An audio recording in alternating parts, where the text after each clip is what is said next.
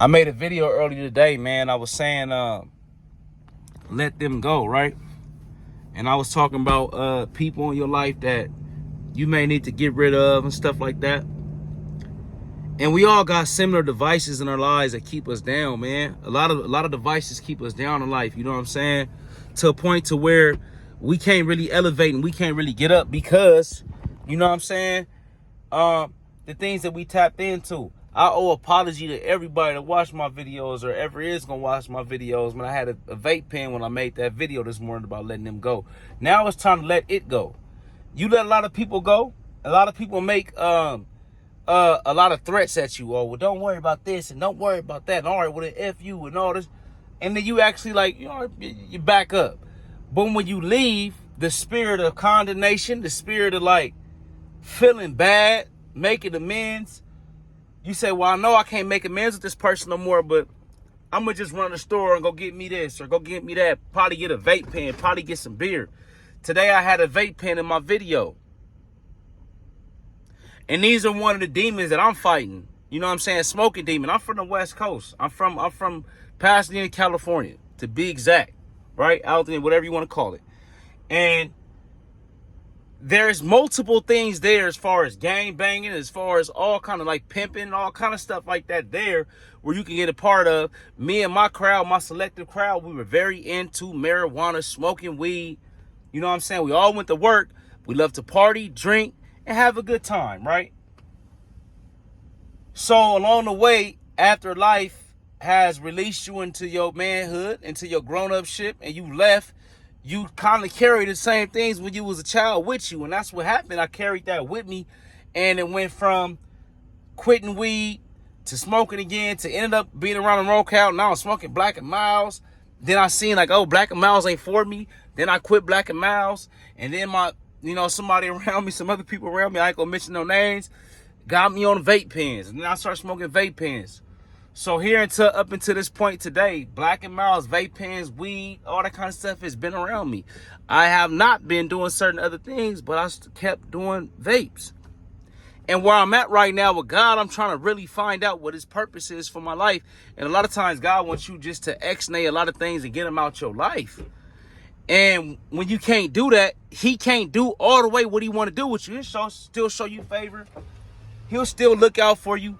But the ultimate things that you cry out about that's really aggravating you. Like it's a dude in the Bible that wrestled with the angel. I can't even think of it right now, but he wrestled with the angel and he was wrestling, damn near broke his hip. Wrestling with the angel because he wanted his answer from God. God can't give you an all the way answer, man, if you ain't all the way looking. Just like when our parents used to send us to look for something. Oh, I couldn't find it. That's because you ain't looked hard enough. What you mean I ain't looked hard enough? I done did that. Well, did you look under the bed? Did you look on the counter? That's the same thing we going through right now as adults. Did you try hard enough? That's what God is asking you. Did you try hard enough? No, So I'm not gonna help you out in certain things that you looking for because you can't let that go. Let it go, right? And then you're gonna have your temptation phase, right? And the temptation phase is never gonna stop. It's gonna keep recycling and perpetuating itself. The people that are you around that is gonna try to come up with stories about temptations, demons gonna talk through them. They gonna talk, and they might actually could really care about you. But the environment isn't conducive to what you're looking for.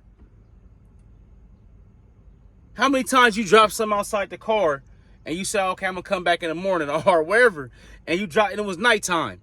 The environment wasn't conducive. But when that morning, that sun come up, it's going to brighten everything. Even in dark little small places, not going to be able to find it. That's the same thing, man.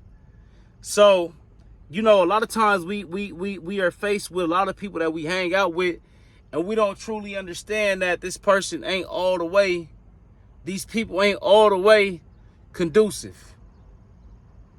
They still might be that car. They still might be that thing in that car that you're looking for that you can't find. But you got to wait for the light to come up. So this is why God separates you from certain things and certain people, because the light ain't came up yet over there. When the sun come up over there, then you'll be able to.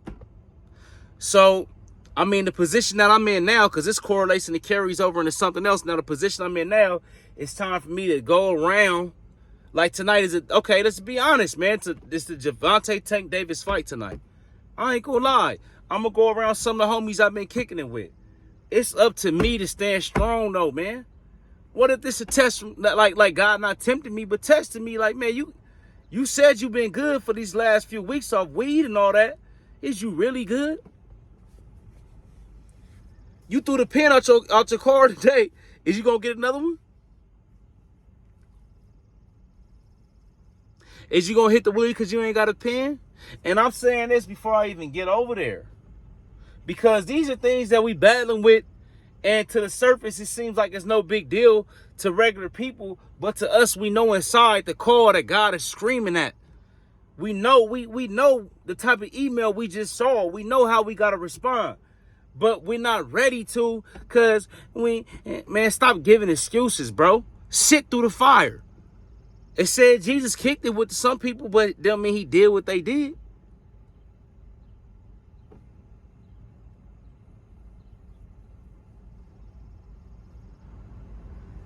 You got to be able to sit through the fire without getting burnt, bro. Shadrach, Meshach, and Abednego, homie. You got to sit through the fire without being burnt.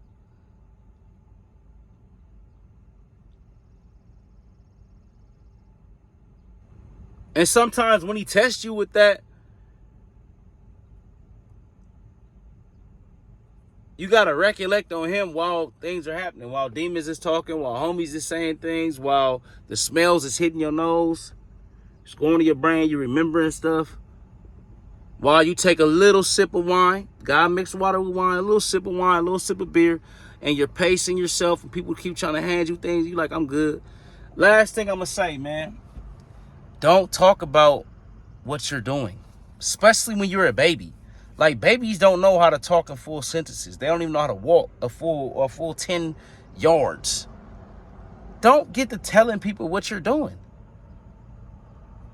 The demons is going to say, yeah, man, I remember one time for a drug test, and then I just hit my homeboy was like, if you hit it one time, it's not going to show up, bro. And I hit it one time.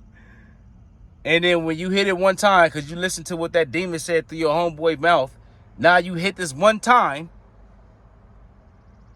Now, next thing you know, you smoking for the next. And what if it was a job opportunity, bro? And I'm going to just leave that right there for an example. What if it was a job opportunity about to come up, but because you start hitting the weed on the Gervonta Tank Davis night, you thought one time you was going to hit it. You passed 2 more blunts, another blunt came, you hit that once.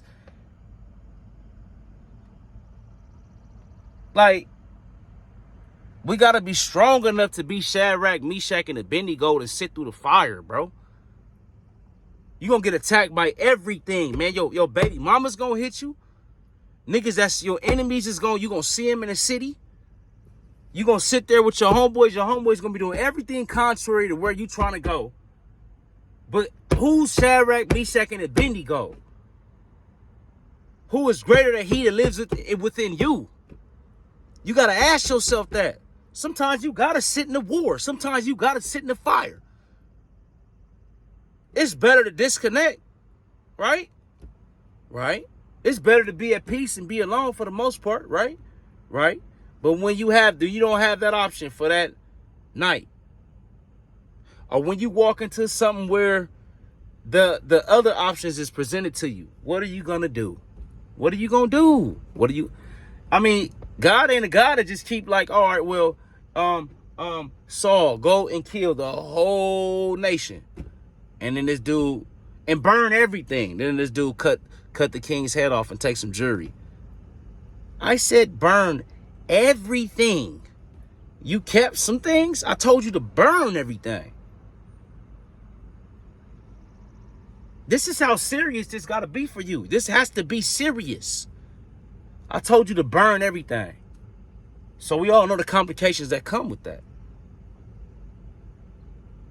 Man, be careful, man. You're not always God ain't gonna always, you know how they used to do back in the day when they hold somebody back? God not gonna always be in front of you holding people back from you. No. Sometimes he gonna say, man, what my son gonna do? Nigga, go ahead. Nigga, what you gonna do? You better get in there, nigga.